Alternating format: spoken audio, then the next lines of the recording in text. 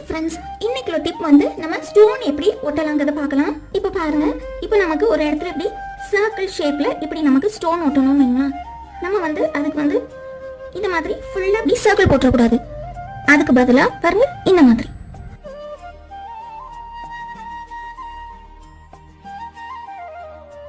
இப்போ circle shape ஸ்டோனுக்கு நம்ம இந்த மாதிரி இப்படி ட்ராப் பை ட்ராப்பா நம்ம வந்து கம் வைக்கணும்.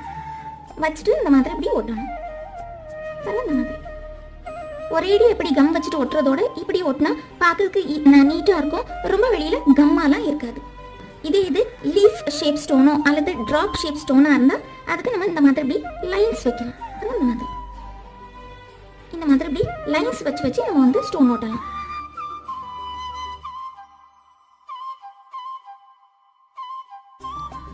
இந்த மாதிரி உங்களுக்கு இந்த டிப் நல்லா யூஸ்ஃபுல்லாக இருக்கும்னு நினைக்கிறேன்.